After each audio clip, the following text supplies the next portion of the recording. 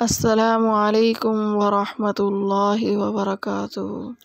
سورہ آل عمران ترجمہ و تفسیر آیت نمبر 47 تا 55۔ اس سے پہلے آپ ہمارے چینل کو سبسکرائب کریں، بیل آئیکن کو پریس کریں، لائک اور شیئر کریں۔ نحمدہ ونصلی علی رسولہ الکریم، اما بعد فاعوذ باللہ من الشیطان الرجیم، بسم اللہ الرحمن الرحیم۔ سبحانک لا علم لنا الا ما علمتنا انک انت العلیم الحکیم۔ رب اشرح لی صدری ویسر لی امری واحلل عقدۃ من لسانی یفقہوا قولی۔ رب زدنی علما رب زدنی علما رب زدنی علما۔ لقد جاءکم رسول من انفسکم عزیز علیہ ما عنتم حریص علیکم بالمؤمنین رؤوف رحیم۔ فإن تولوا فقل حسبی اللہ لا الہ الا ہو علیہ توکلت وہو رب العرش العظیم۔ قالت رب أنى يكون لي ولد ولم يمسسني بشر قال كذلك الله يخلق ما يشاء إذا قضى أمرا فإنما يقول له كن فيكون۔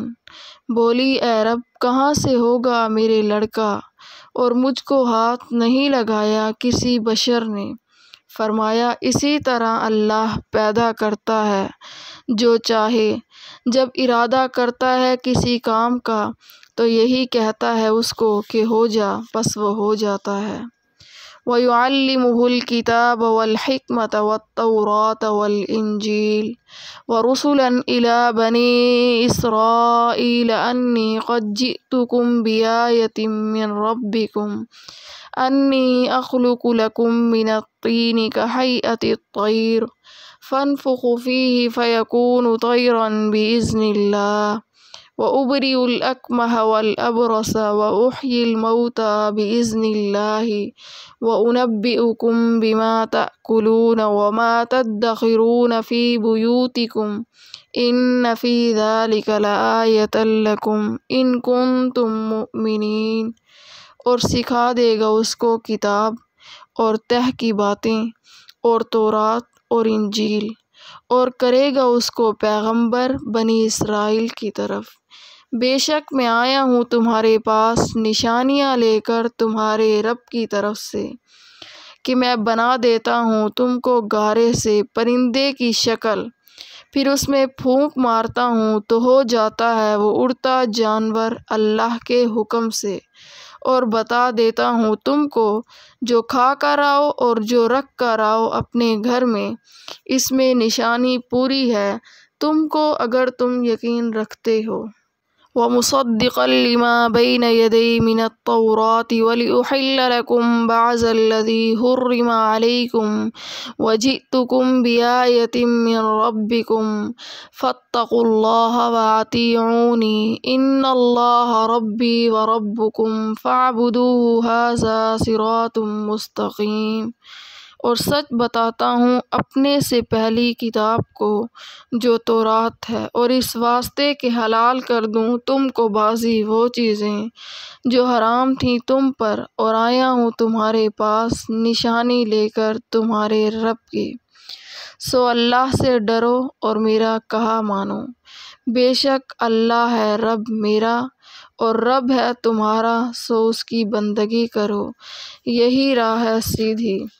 فَلَمَّا أَحَسَّ عِيسَىٰ مِنْهُمُ الْكُفْرَ قَالَ مَنْ أَنصَارِي إِلَى اللَّهِ قَالَ الْحَوَارِيُّونَ نَحْنُ أَنصَارُ اللَّهِ آمَنَّا بِاللَّهِ وَاشْهَدْ بِأَنَّا مُسْلِمُونَ۔ پھر جب معلوم کیا عیسیٰ علیہ السلام نے بنی اسرائیل کا کفر، بولا کون ہے کہ میری مدد کرے اللہ کی راہ میں؟ کہا حواریوں نے ہم ہیں مدد کرنے والے اللہ کے، ہم یقین لائے اللہ پر اور تو گواہ ہے کہ ہم نے حکم قبول کیا۔ ربنا آمنا بما انزلت واتبعنا الرسل فاکتبنا مع الشاہدین۔ اے رب، ہم نے یقین کیا اس چیز کا جو تو نے اتاری اور ہم تابع ہوئے رسول کے، سو تو لکھ لے ہم کو ماننے والوں میں۔ وَمَكَرُوا وَمَكَرَ اللَّهُ وَاللَّهُ خَيْرُ الْمَاكِرِينَ، اور مکر کیا ان کافروں نے اور مکر کیا اللہ نے، اور اللہ کا داؤ سب سے بہتر ہے۔ اذ قال اللہ یا عیسی انی متوفیک ورافعک الی ومطہرک من الذین کفروا وجاعل الذین اتبعوک فوق الذین کفروا الی یوم القیامة ثم الی مرجعکم فاحکم بینکم فیما کنتم فیہ تختلفون۔ جس وقت کہا اللہ نے، اے عیسیٰ، میں لے لوں گا تجھ کو اور اٹھا لوں گا اپنی طرف اور پاک کر دوں گا تجھ کو کافروں سے، اور رکھوں گا ان کو جو تیرے تابع ہیں، غالب ان لوگوں سے جو انکار کرتے ہیں قیامت کے دن تک۔ پھر میری طرف ہے تم سب کو پھر کر آنا، پھر فیصلہ کر دوں گا تم میں جس بات میں تم جھگڑتے تھے۔ قالت رب أنى يكون لي ولد ولم يمسسني بشر قال كذلك الله يخلق ما يشاء إذا قضى أمرا فإنما يقول له كن فيكون۔ بولی، اے رب، کہاں سے ہوگا میرے لڑکا، اور مجھ کو ہاتھ نہیں لگایا کسی بشر نے۔ فرمایا، اسی طرح اللہ پیدا کرتا ہے جو چاہے، جب ارادہ کرتا ہے کسی کام کا تو یہی کہتا ہے اس کو کہ ہو جا، پس وہ ہو جاتا ہے۔ اب ہم چلتے ہیں اس کی تفسیر کی طرف۔ حضرت مریم علیہ السلام بولی، اے میرے پروردگار، کس طرح ہوگا میرے بچہ، حالانکہ مجھ کو کسی بشر یعنی انسان نے صحبت کے طور پر ہاتھ نہیں لگایا، اور کوئی بچہ جائز طریق سے عادتاً بغیر مرد کے پیدا نہیں ہوتا، تو معلوم نہیں کہ ویسے ہی محض قدرت خداوندی سے بچہ ہوگا یا مجھ کو نکاح کا حکم کیا جائے گا۔ اللہ تعالیٰ نے جواب میں فرشتے کے واسطے سے فرمایا، ایسے ہی بغیر مرد کے ہوگا، کیونکہ اللہ تعالیٰ جو چاہیں جب چاہیں جہاں چاہیں پیدا فرما سکتے ہیں، یعنی کسی چیز کے پیدا ہونے کے لیے صرف ان کا چاہنا کافی ہے، کسی واسطے یا سبب خاص کی ان کو حاجت نہیں ہے۔ اور ان کے چاہنے کا طریقہ یہ ہے کہ جب کسی چیز کو پورا کرنا چاہتے ہیں تو اس کو کہہ دیتے ہیں کہ موجود ہو جا، بس وہ چیز موجود ہو جاتی ہے۔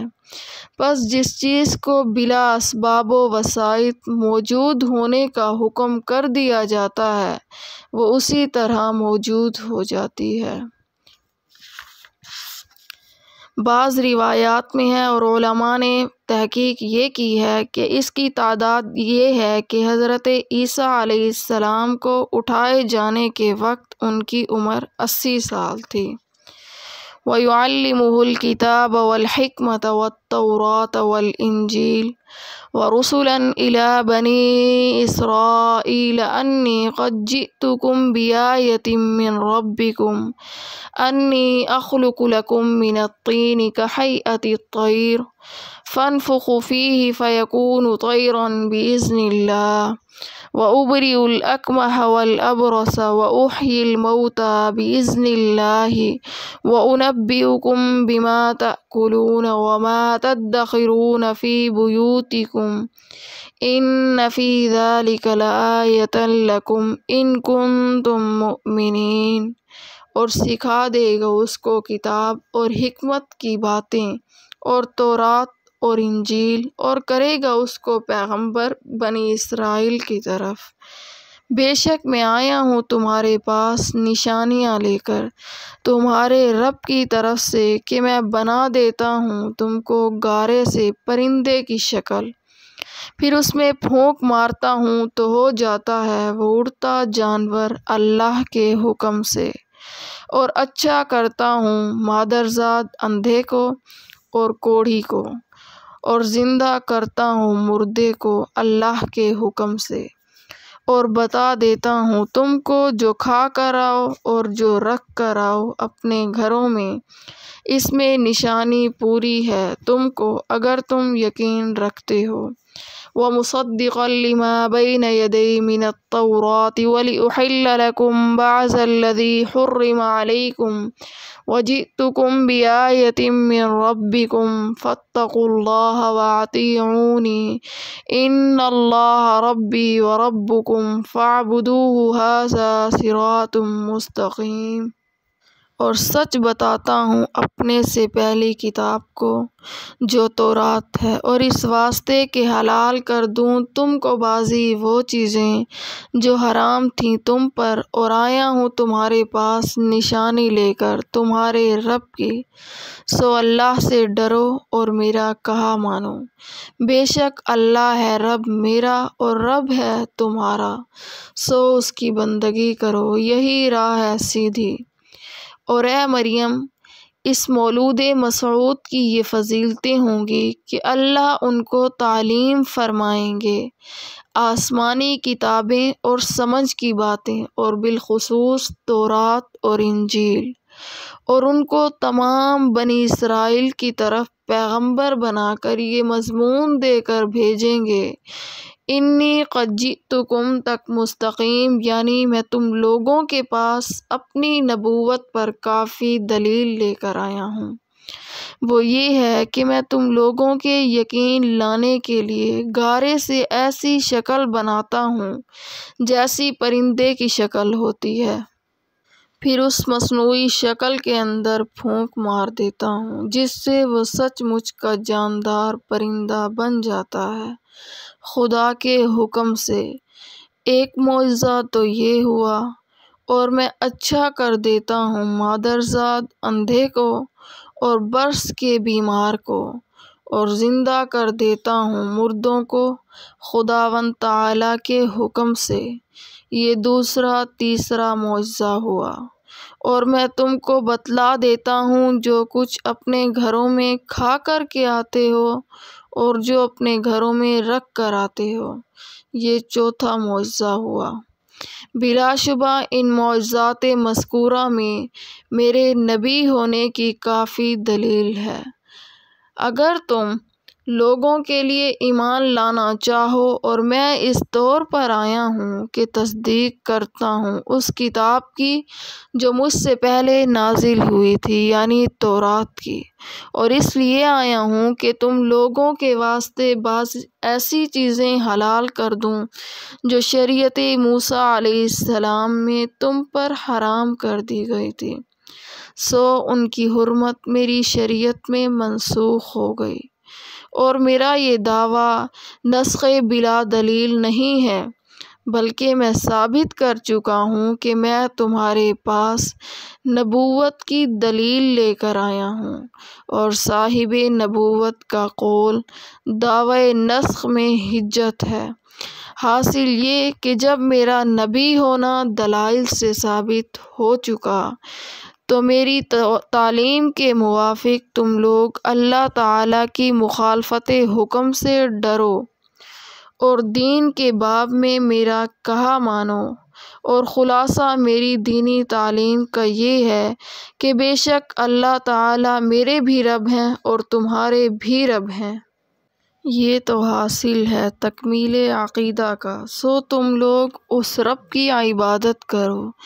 یہ حاصل ہوا تکمیل عمل کا، بس یہ ہے راہ راست دین کی جس میں عقائد و اعمال دونوں کی تکمیل ہو، اسی سے نجات وصول الی اللہ میسر ہوتا ہے۔ مسئلہ پرندے کی شکل بنانا تصویر تھا جو اس شریعت میں جائز تھا، ہماری شریعت میں اس کا جواز منسوخ ہو گیا۔ فلما أحس عيسى منهم الكفر قال من أنصاري إلى الله قال الحواريون نحن أنصار الله آمنا بالله واشهد بأننا مسلمون۔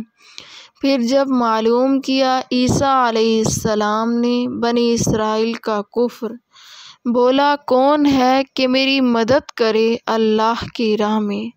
کہا حواریوں نے ہم ہیں مدد کرنے والے اللہ کے، ہم یقین لائے اللہ پر اور تو گواہ رہ کہ ہم نے حکم قبول کیا۔ ربنا آمنا بما انزلت واتبعنا الرسول فاکتبنا مع الشاہدین۔ اے رب ہم نے یقین کیا اس چیز کا جو تو نے اتاری اور ہم تابع ہوئے رسول کے، سو تو لکھ لے ہم کو ماننے والوں میں۔ غرض بشارت مذکورہ کے بعد حضرت عیسیٰ علیہ السلام اسی شان سے پیدا ہوئے اور بنی اسرائیل سے مضمون مذکورہ کی گفتگو ہوئی اور معجزات ظاہر فرمائے، مگر بنی اسرائیل آپ علیہ السلام کی نبوت کے منکر رہے۔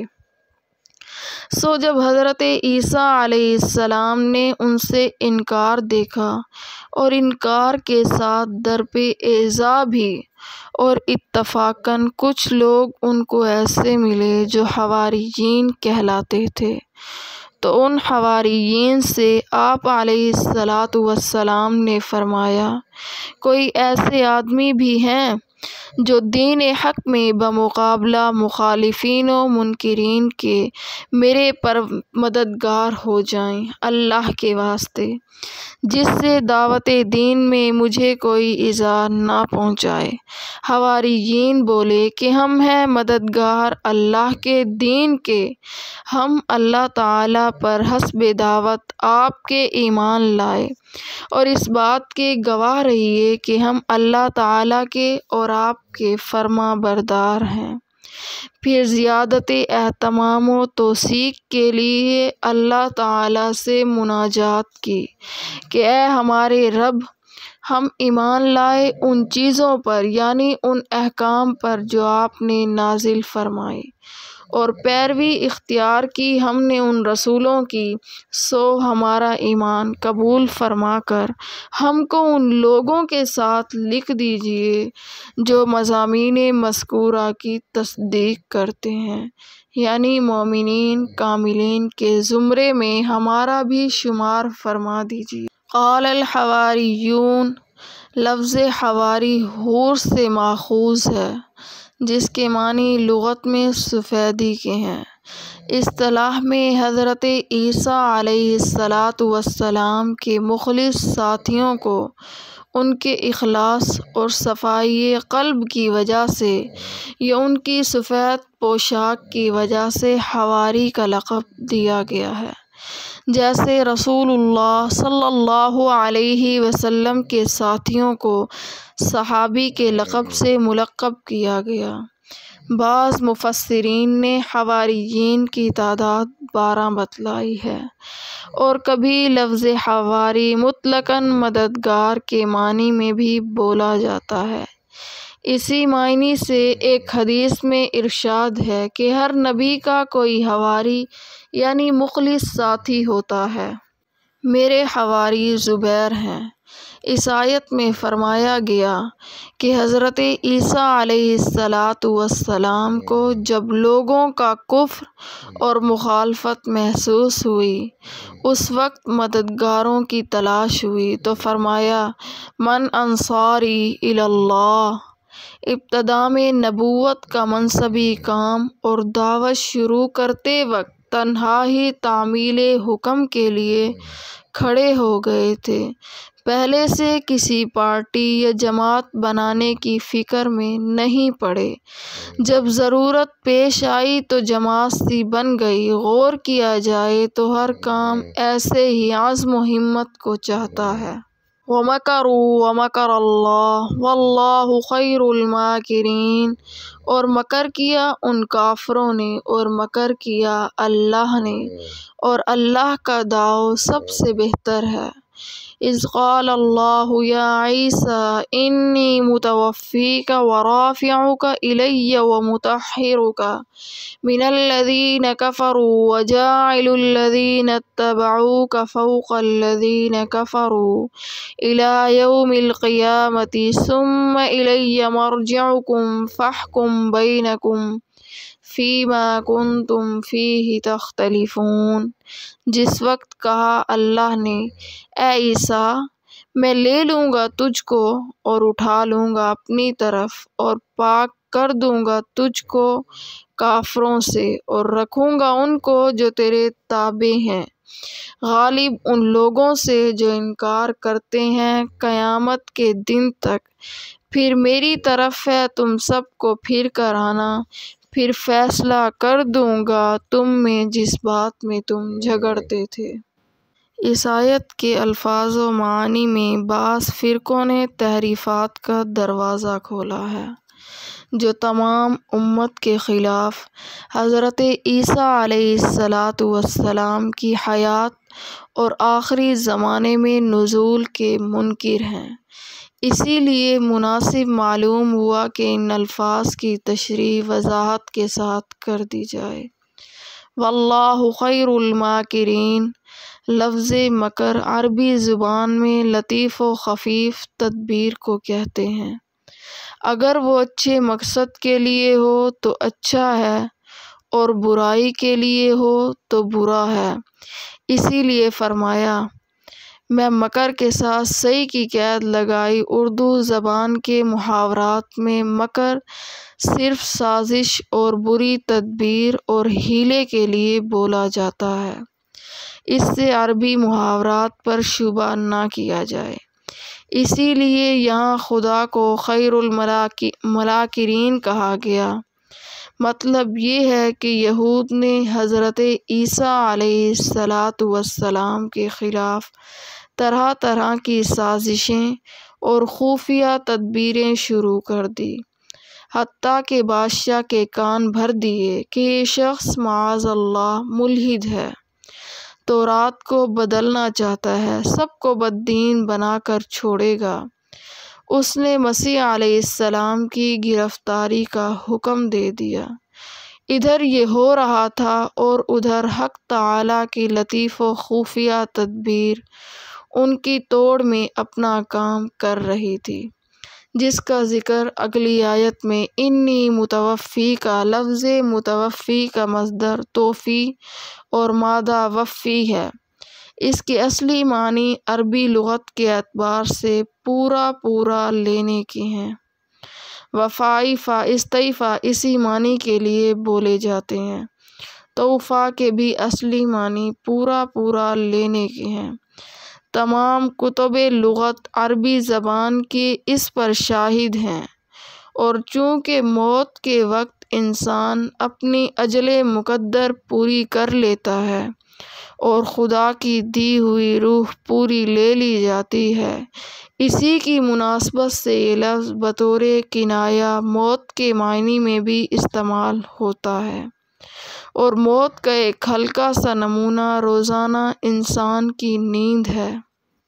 اس کے لیے بھی قرآن کریم میں اس لفظ کا استعمال ہوا ہے۔ اللہ یتوفی الانفس حین موتها والتی لم تموت فی منامها، جس کا ترجمہ یہ ہے کہ اللہ لے لیتا ہے جانوں کو ان کی موت کے وقت، اور جن کی موت نہیں آتی ان کی نیند کے وقت۔ اس لیے آیت مذکورہ میں لفظ متوفی کا ترجمہ اکثر حضرات نے پورا لینے سے کیا ہے۔ اس ترجمے کے لحاظ سے مطلب واضح ہے، ہم آپ کو یہودیوں کے ہاتھ میں نہ چھوڑیں گے بلکہ خود آپ کو لے لیں گے، جس کی صورت یہ ہوگی کہ اپنی طرف آسمان پر چڑھا لیں گے۔ اور بعض حضرات نے اس کا ترجمہ موت دینے سے کیا ہے، جیسا کہ بیان القرآن کے خلاصے میں ہے، اور ترجمہ مفسر القرآن حضرت عبداللہ بن عباس رضی اللہ تعالی عنہ سے اسناد صحیحہ کے ساتھ منقول ہے۔ مگر اس کے ساتھ ہی یہ بھی منقول ہے کہ معنی آیت کے یہ ہیں کہ حق تعالیٰ نے اس وقت جبکہ یہودی آپ کے قتل کے در پہ تھے آپ کی تسلی کے لیے 2 لفظ ارشاد فرمائے۔ ایک یہ کہ آپ کی موت ان کے ہاتھوں قتل کی صورت میں نہیں بلکہ طبعی موت کی صورت میں ہوگی۔ دوسرا یہ کہ اس وقت ان لوگوں کے نرغے سے نجات دینے کی ہم یہ صورت کریں گے کہ آپ کو اپنی طرف اٹھا لیں گے۔ یہی تفسیر حضرت عبداللہ ابن عباس سے منقول ہے۔ حضرت اسحاق بن بشر اور ابن عساکر نے بروایت جوہر عن ضحاک حضرت ابن عباس سے یہ آیت انی متوفیک ورافعک الیہ کی تفسیر میں یہ لفظ نقل کیے ہیں کہ میں آپ کو اپنی طرف اٹھا لوں گا، پھر آخر زمانے میں آپ کو طبعی طور پر وفات دوں گا۔ اس تفسیر کا خلاصہ یہ ہے کہ توفی کے معنی موت ہی کے ہیں، مگر الفاظ میں تقدیم و تاخیر ہے، رافع کا پہلے اور متوفی کا وقوع بعد میں ہوگا، اور اس موقع پر متوفی کو مقدم ذکر کرنے کی حکمت و مصلحت اس پورے معاملے کی طرف اشارہ کرنا ہے جو آگے ہونے والا ہے، یعنی یہ اپنی طرف بلا لینا ہمیشہ کے لیے نہیں، چند روزہ ہوگا، اور پھر آپ اس دنیا میں آئیں گے اور دشمنوں پر فتح پائیں گے، اور بعد میں طبعی طور پر آپ کی موت واقع ہوگی۔ اسی طرح دوبارہ آسمان سے نازل ہونے اور دنیا پر فتح پانے کے بعد موت آنے کا ایک واقعہ معجزہ بھی تھا، اور حضرت عیسیٰ علیہ السلام کے اعزاز و اکرام کی تکمیل بھی۔ اس میں عیسائیوں کے عقیدہ الوہیت کا ابطال بھی تھا، ورنہ ان کے زندہ آسمان پر چلے جانے کے واقعے سے ان کا یہ عقیدہ باطل اور پختہ ہو جاتا کہ وہ بھی خدا تعالیٰ کی طرح حی و قیوم ہے۔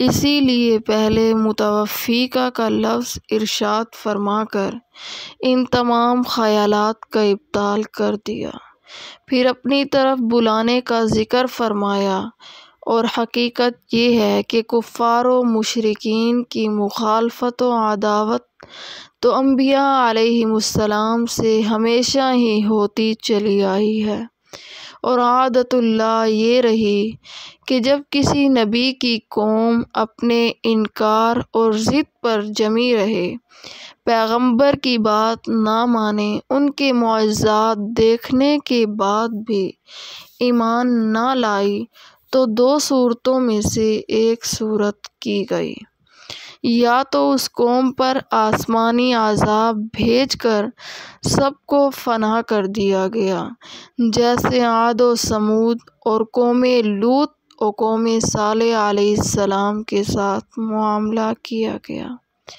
یا پھر یہ صورت ہوتی ہے کہ اپنے پیغمبر کو اس دارالکفر سے ہجرت کرا کر کسی دوسری طرف منتقل کیا گیا، اور وہاں ان کو وہ قوت و شوکت دی گئی کہ پھر اپنی قوم پر فتح پائی۔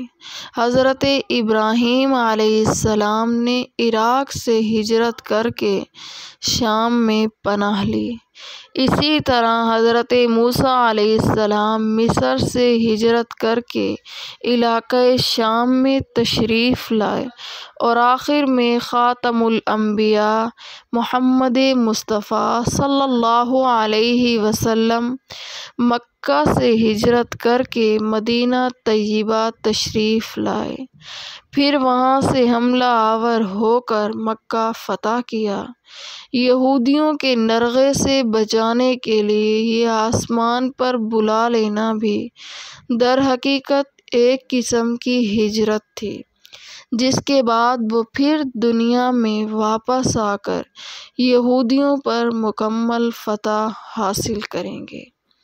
رہا یہ معاملہ کہ ان کی یہ ہجرت سب سے الگ آسمان کی طرف کیوں ہے، تو حق تعالیٰ نے ان کے بارے میں خود فرمایا ہے کہ ان کی مثال آدم علیہ السلام کی سی ہے۔ جس طرح آدم علیہ السلام کی پیدائش عام مخلوقات کے طریقے پیدائش سے مختلف بغیر ماں باپ کے ہے، اسی طرح ان کی پیدائش عام انسانوں کی پیدائش سے مختلف صورت سے ہوئی، اور موت بھی عجیب و غریب طریقے سے 100 سال کے بعد دنیا میں آ کر عجیب ہو گئی۔ تو اس میں کیا تعجب ہے کہ ان کی ہجرت بھی کسی ایسے عجیب طریقے سے ہو۔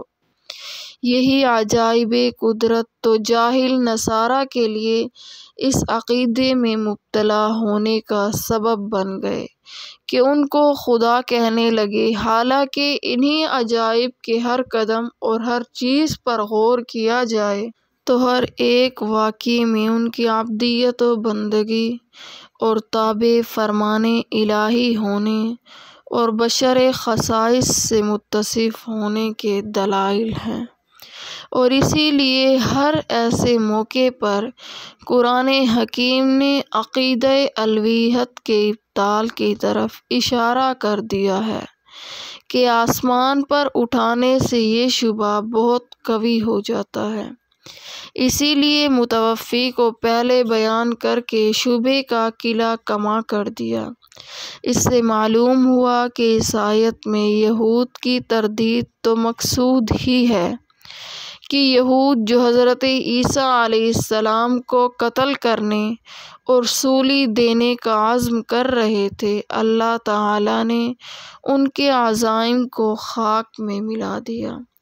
اس تقدیم و تاخیر الفاظ کے ذریعے اسی کے ساتھ نصارہ کی بھی تردید ہو گئی کہ وہ خدا نہیں جو موت سے بری ہو۔ ایک وقت آئے گا جب ان کو بھی موت آئے گی۔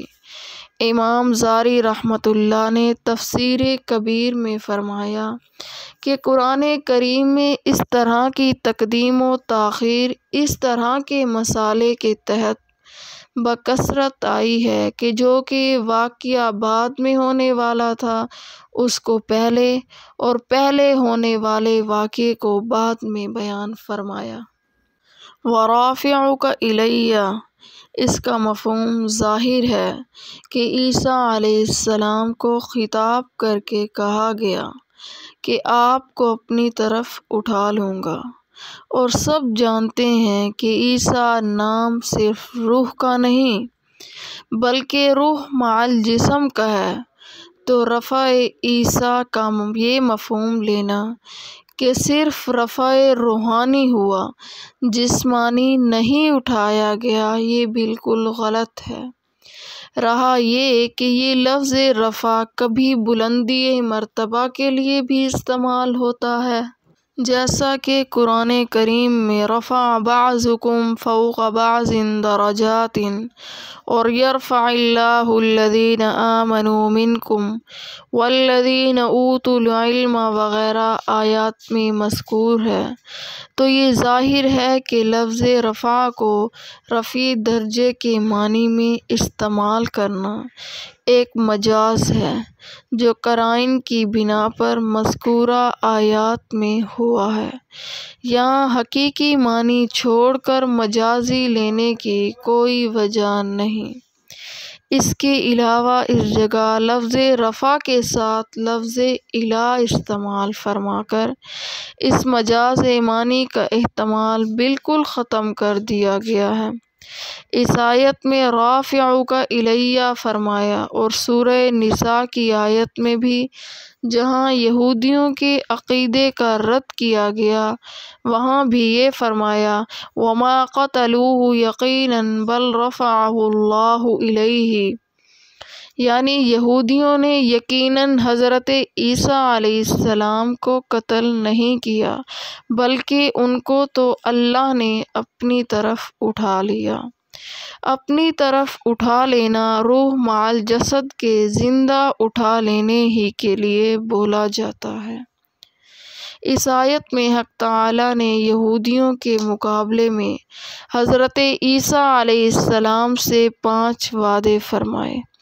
سب سے پہلا وعدہ یہ تھا کہ ان کی موت یہودیوں کے ہاتھوں قتل کے ذریعے نہیں ہوگی، طبعی طور سے وقت موعود پر ہوگی، اور وہ وقت موعود قرب قیامت میں آئے گا جب حضرت عیسیٰ علیہ السلام آسمان سے زمین پر نازل ہوں گے، جیسا کہ احادیث صحیحہ متواترہ میں اس کی تفصیل موجود ہے، اور اس کا کچھ حصہ آگے آئے گا۔ دوسرا وعدہ فی الحال عالم بالا کی طرف اٹھا لینے کا تھا۔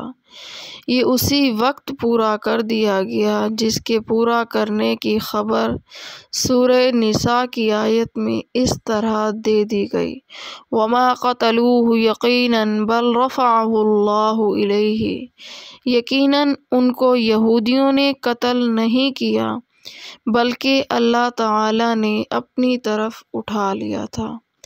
تیسرا وعدہ ان کو دشمنوں کی تہمتوں سے پاک کرنے کا تھا۔ وَمُطَهِّرُكَ مِنَ الَّذِينَ كَفَرُوا میں وہ اس طرح پورا ہوا کہ خاتم الانبیاء محمد مصطفیٰ صلی اللہ علیہ وسلم تشریف لائے اور یہود کے سب غلط الزامات کو صاف کر دیا۔ مثلاً یہود حضرت عیسیٰ علیہ السلام کے بغیر باپ کے پیدا ہونے کی وجہ سے ان کے نسب کو مطعون کرتے تھے۔ قرآن کریم نے اس الزام کو یہ فرما کر صاف کر دیا کہ وہ محض اللہ کی قدرت اور اس کے حکم سے بلا باپ کے پیدا ہوئے، اور یہ کوئی تعجب کی چیز نہیں۔ حضرت آدم علیہ السلام کی پیدائش اس سے زیادہ تعجب کی چیز ہے کہ ماں اور باپ دونوں کے بغیر پیدا ہوئے۔ یہودی حضرت عیسیٰ علیہ السلام پر خدائی کے دعوے کا الزام لگاتے تھے۔ قرآن کریم کی بہت سی آیات میں حضرت عیسیٰ علیہ السلام کا اس کے خلاف اپنی عبدیت اور بندگی کا اقرار نقل فرمایا۔ چوتھا وعدہ وَجَاعِلُ الَّذِينَ اتَّبَعُوكَ میں ہے کہ آپ کے متابعین کو آپ کے منکرین پر قیامت تک غالب رکھا جائے گا۔ یہ وعدہ اس طرح پورا ہوا کہ یہاں اتباع سے مراد حضرت عیسیٰ علیہ السلام کی نبوت کا اعتقاد اور اقرار مراد ہے۔ ان کے سب احکام پر ایمان و اعتقاد کی شرط نہیں، تو اس طرح نصارہ اور اہل اسلام دونوں اس میں داخل ہو گئے کہ وہ حضرت عیسیٰ علیہ السلام کی نبوت و رسالت کے معتقد ہیں۔ یہ دوسری بات ہے کہ صرف اتنا اعتقاد نجات آخرت کے لیے کافی نہیں، بلکہ نجات آخرت اس پر موقوف ہے کہ عیسیٰ علیہ السلام کے تمام احکام پر اعتقاد و ایمان رکھے، اور حضرت عیسیٰ علیہ السلام کے قطعی اور ضروری احکام میں سے ایک یہ بھی تھا کہ ان کے بعد خاتم الانبیاء محمد مصطفیٰ صلی اللہ علیہ وسلم پر بھی ایمان لائیں۔ نصارہ نے اس پر اعتقاد و ایمان اختیار نہ کیا، اس لیے نجات آخرت سے محروم رہے۔ مسلمانوں نے بھی اس پر عمل کیا، اسی لیے نجات آخرت کے مستحق ہو گئے۔ لیکن دنیا میں یہودیوں پر غالب رہنے کا وعدہ صرف عیسیٰ علیہ السلام کی نبوت پر موقوف تھا۔ وہ دنیا کا غلبہ نصارہ اور مسلمانوں کو بمقابلہ یہود ہمیشہ حاصل رہا، اور یقیناً قیامت تک رہے گا۔ جب سے اللہ تعالیٰ نے یہ وعدہ فرمایا تھا اس وقت سے آج تک ہمیشہ مشاہدہ یہی ہوتا چلا آیا ہے کہ بمقابلہ یہود ہمیشہ نصارہ اور مسلمان غالب رہے۔ انہی کی حکومتیں دنیا میں قائم ہوئیں اور قائم رہیں گی۔ اسرائیل کی موجودہ حکومت سے اس پر کوئی شبہ نہیں ہو سکتا، کیونکہ اول تو اس حکومت کی حقیقت اس کے سوا نہیں کہ وہ روس اور یورپ کے نصارہ کی مشترکہ چھاونی ہے جو انہوں نے مسلمانوں کے خلاف قائم کر رکھی ہے۔ ایک دن کے لیے بھی اگر حکومت روس و امریکہ دیگر ممالک یورپ اپنے ہاتھ اس کے سر سے ہٹا لیں تو دنیا کے نقشے سے اس کا وجود مٹتا ہوا ساری دنیا مشاہدہ کر لے۔ اسی لیے یہود یا اسرائیل کی یہ حکومت حقیقت شناس لوگوں کی نظر میں ایک مجاز تو ہو سکتا ہے، اس سے زیادہ کوئی حقیقت نہیں ہے، اور بالفرض اس کو ان کی اپنی ہی حکومت تسلیم کر لیا جائے تو بھی نصارہ اور اہل اسلام کے مجموعے کے مقابلے میں اس کے مغلوب و مقہور ہونے سے کون سا صحیح العقل انسان انکار کر سکتا ہے؟ اس سے بھی قطع نظر کرو تو قرب قیامت میں چند روزہ یہود کے غلبے کی خبر تو خود اسلام کی متواتر روایات میں موجود ہے۔ اگر اس دنیا کو اب زیادہ باقی رہنا نہیں ہے اور قیامت قریب ہی آ چکی ہے تو اس کا ہونا بھی اسلامی روایات کے منافی نہیں، اور ایسی چند روزہ شورش کو سلطنت یا حکومت نہیں کہہ سکتے۔ پانچواں وعدہ قیامت کے روز ان مذہبی اختلافات کا فیصلہ فرمانے کا تو وعدہ بھی اپنے وقت پر ضرور پورا ہوگا، جیسا کہ آیت میں ارشاد ہے ثم الی مرجعکم فاحکم بینکم۔ دنیا میں صرف یہودیوں کا یہ کہنا کہ عیسیٰ علیہ السلام مقتول و مصلوب ہو کر دفن ہو گئے اور پھر زندہ نہیں ہوئے، اور ان کے اس خیال کی حقیقت قرآن کریم نے سورہ نساء کی آیت میں واضح کر دی ہے، اور اس آیت میں بھی وَمَكَرُوا وَمَكَرَ اللَّهُ میں اس کی طرف اشارہ کر دیا گیا ہے کہ حق تعالیٰ نے حضرت عیسیٰ علیہ السلام کے دشمنوں کے کید، مکر اور تدبیر کو خود انہی کی طرف لوٹا دیا کہ جو یہودی حضرت عیسیٰ علیہ السلام کے قتل کے لیے مکان کے اندر گئے تھے، اللہ تعالیٰ نے انہی میں سے ایک شخص کی شکل و صورت تبدیل کر کے بلکہ عیسیٰ علیہ السلام کی صورت میں ڈھال دیا اور حضرت عیسیٰ علیہ السلام کو زندہ آسمان پر اٹھا لیا۔ آیت کے الفاظ یہ ہیں وَمَا قَتَلُوهُ وَمَا صَلَبُوهُ وَلَكِنْ شُبِّهَ لَهُمْ۔ نہ انہوں نے عیسیٰ علیہ السلام کو قتل کیا نہ سولی چڑھایا، لیکن تدبیر حق نے ان کو شوبے میں ڈال دیا کہ اپنے ہی آدمی کو قتل کر کے خوش ہوئے۔ نصارہ کا یہ کہنا تھا کہ عیسیٰ علیہ السلام مقتول و مصلوب تو ہو گئے مگر پھر دوبارہ زندہ کر کے آسمان پر اٹھا لیے گئے۔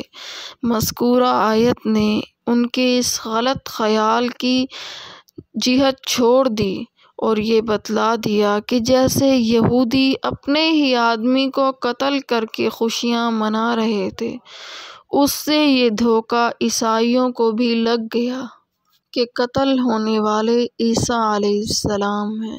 اسی لیے شُبِّہَ لَہُم کے مصداق یہود کی طرح نصارہ بھی ہو گئے۔ ان دونوں گروہوں کے بالمقابل اسلام کا وہ عقیدہ ہے جو اس آیت اور دوسری کئی آیتوں میں وضاحت سے بیان ہوا ہے کہ اللہ تعالیٰ نے ان کو یہودیوں کے ہاتھ سے نجات دینے کے لیے آسمان پر زندہ اٹھا لیا، نہ ان کو قتل کیا جا سکا، نہ سولی پر چڑھایا جا سکا، وہ زندہ آسمان پر موجود ہیں اور قرب قیامت میں آسمان سے نازل ہو کر یہودیوں پر فتح پائیں گے اور آخر میں طبعی موت سے وفات پائیں گے۔ اسی عقیدے پر تمام امت مسلمہ کا اجماع ہے، اور مولانا انور شاہ کشمیری رحمۃ اللہ علیہ نے فرمایا، حضرت عیسیٰ علیہ السلام کا زندہ اٹھایا جانا اور پھر قرب قیامت میں نازل ہونا تواتر سے ثابت ہے۔ اور حافظ ابن کثیر رحمۃ اللہ نے یہ فرمایا ہے اپنی تفسیر میں کہ رسول اللہ صلی اللہ علیہ وسلم کی احادیث اس معاملے میں متواتر ہیں کہ آپ صلی اللہ علیہ وسلم نے حضرت عیسیٰ علیہ السلام کے قبل قیامت نزول ہونے کی خبر دی۔ حضرت عیسیٰ علیہ السلام کے زندہ آسمان پر اٹھائے جانے اور زندہ رہنے، پھر قرب قیامت میں نازل ہونے کا عقیدہ قرآن کریم کی نصوص قطعی اور احادیث متواترہ سے ثابت ہے، جن کو علماء امت نے مستقل کتابوں میں شائع کر دیا ہے۔ یہاں تو صرف ایک بات کی طرف توجہ دلاتی ہوں جس پر نظر کرنے سے ذرا بھی عقل و انصاف ہو تو اس مسئلے میں کسی شک و شبہے کی گنجائش نہیں رہتی۔ وہ یہ ہے کہ سورہ آل عمران کے 4 رکوع میں حق تعالیٰ نے انبیاء سابقین کا ذکر فرمایا تو حضرت آدم، نوح، آل ابراہیم، آل عمران کا ذکر ایک ہی آیت میں اجمالاً کرنے پر اکتفا فرمایا۔ اس کے بعد تقریباً 3 رکوع اور 22 آیتوں میں حضرت عیسیٰ علیہ السلام اور ان کے خاندان کا ذکر اس بسط و تفصیل کے ساتھ کیا گیا کہ خود خاتم الانبیاء محمد مصطفیٰ صلی اللہ علیہ وسلم جن پر قرآن کریم نازل ہوا، ان کا ذکر بھی اتنی تفصیل کے ساتھ نہیں آیا۔ حضرت عیسیٰ علیہ السلام کی نانی کا ذکر، ان کی نظر کا بیان، والدہ کی پیدائش، ان کا نام، ان کی تربیت کا تفصیلی ذکر، حضرت عیسیٰ علیہ السلام کا بطن مادر میں آنا، پھر ولادت کا مفصل حال، ولادت کے بعد ماں نے کیا کھایا پیا اس کا ذکر، اپنے خاندان میں بچے کو لے کر آنا، ان کے طعنِ تشنیع، اول ولادت میں ان کو بطور معجزہ گویائی عطا ہونا، پھر جوان ہونا اور قوم کو دعوت دینا، ان کی مخالفت، حوارین کی امداد، یہودیوں کا نرغہ، ان کو زندہ آسمان پر اٹھایا جانا وغیرہ، پھر احادیث متواترہ میں ان کی مزید صفات، شکل و صورت، ہیئت لباس وغیرہ کی پوری تفصیلات۔ یہ ایسے حالات ہیں کہ پورے قرآن و حدیث میں کسی نبی و رسول کے حالات اس تفصیل سے بیان نہیں کیے گئے۔ یہ بات ہر انسان کو دعوت فکر دیتی ہے کہ ایسا کیوں اور کس حکمت سے ہوا۔ ذرا بھی غور کیا جائے تو بات صاف ہو جاتی ہے کہ خاتم الانبیاء محمد مصطفیٰ صلی اللہ علیہ وسلم چونکہ آخری نبی اور رسول ہیں، کوئی دوسرا نبی آپ کے بعد آنے والا نہیں، اسی لیے آپ صلی اللہ علیہ وسلم نے اپنی تعلیمات میں اس کا بڑا اہتمام فرمایا کہ قیامت تک جو مراحل امت کو پیش آنے والے ہیں ان کے متعلق ہدایات دیں۔ اسی لیے آپ صلی اللہ علیہ وسلم نے ایک طرف تو اس کا اہتمام فرمایا کہ آپ صلی اللہ علیہ وسلم کے بعد قابل اتباع کون لوگ ہوں گے، ان کا تذکرہ اصولی طور پر عام اوصاف کے ساتھ بھی بیان فرمایا۔ بہت سے حضرات کے نام متعین کر کے بھی امت کو ان کی اتباع کی تاکید فرمائی۔ اس کے بالمقابل ان گمراہ لوگوں کا بھی بتا دیا جن سے امت کے دین کو خطرہ تھا۔ بعد کے آنے والے گمراہوں میں سب سے بڑا شخص مسیح دجال تھا، جس کا فتنہ سخت گمراہ کن تھا۔ اس کے اتنے حالات و صفات بیان فرما دیے کہ اس کے آنے کے وقت امت کو اس کے گمراہ ہونے میں کسی شک و شبے کی گنجائش نہ رہے۔ اسی طرح بعد کے آنے والے مصلحین اور قابل اقتدار بزرگوں میں سب سے زیادہ بڑے حضرت عیسیٰ علیہ السلام ہیں، جن کو حق تعالیٰ نے نبوت و رسالت سے نوازا اور فتنہ دجال میں امت مسلمہ کی امداد کے لیے ان کو آسمان میں زندہ رکھا اور قرب قیامت میں ان کو قتل دجال کے لیے مامور فرمایا۔ اسی لیے ضرورت تھی کہ ان کے حالات و صفات بھی امت کو ایسے واشگاف دلائے جائیں جن کے بعد نزول عیسیٰ علیہ السلام کے وقت کسی انسان کو ان کے پہچاننے میں کوئی شک و شبہ نہ رہ جائے۔ اس میں بہت سے حکم و مسالے ہیں۔ اول یہ کہ اگر امت کو ان کے پہچاننے ہی میں اشکال پیش آیا تو ان کے نزول کا مقصد ہی فوت ہو جائے گا۔ امت مسلمہ ان کے ساتھ نہ لگے گی تو وہ امت کے امداد و نصرت کس طرح فرمائیں گے؟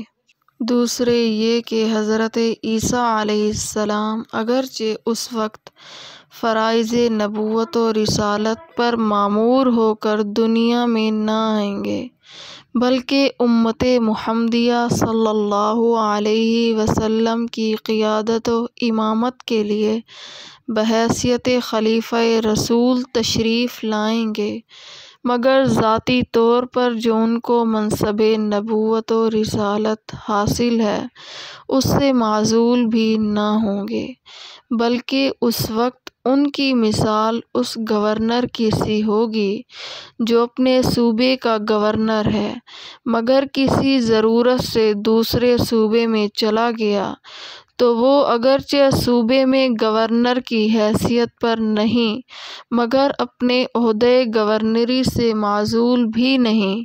خلاصہ یہ ہے کہ حضرت عیسیٰ علیہ السلام اس وقت بھی صفت نبوت و رسالت سے الگ نہیں ہوں گے، اور جس طرح ان کی نبوت سے انکار پہلے کفر تھا اس وقت بھی کفر ہوگا، تو امت مسلمہ جو پہلے سے ان کی نبوت پر قرآنی ارشادات کی بنا پر ایمان لائے ہوئے ہے، اگر نزول کے وقت ان کو نہ پہچانے تو انکار میں مبتلا ہو جائے گی۔ اسی لیے ان کی علامات و صفات کو بہت زیادہ واضح کرنے کی ضرورت تھی۔ تیسرے یہ کہ نزول عیسیٰ علیہ السلام کا واقعہ تو دنیا کی آخری عمر میں پیش آئے گا۔ اگر ان کی علامات و حالات مبہم ہوتے تو بہت ممکن ہے کہ کوئی دوسرا آدمی دعویٰ کر بیٹھے کہ میں مسیح عیسیٰ ابن مریم ہوں۔ ان علامات کے ذریعے اس کی تردید کی جا سکے گی، جیسا کہ ہندوستان میں مرزا قادیانی نے دعویٰ کیا کہ میں مسیح موعود ہوں، اور علماء امت نے انہی علامات کی بنا پر اس قول کو رد کیا۔ خلاصہ یہ ہے کہ اس جگہ اور دوسرے مواقع میں حضرت عیسیٰ علیہ السلام کے حالات و صفات کا اتنی تفصیل کے ساتھ بیان ہونا خود ان کے قرب قیامت میں نازل ہونے اور دوبارہ دنیا میں تشریف لانے ہی کی خبر دے رہا ہے کہ اب اس کو دیکھ لیا جائے۔ دعا ہے کہ اللہ رب العزت ہمیں قرآن کو سمجھنے سمجھانے، اس کے پڑھنے پڑھانے کی توفیق عطا فرمائے۔ آمین وآخر دعوانا ان الحمد للہ رب العالمین۔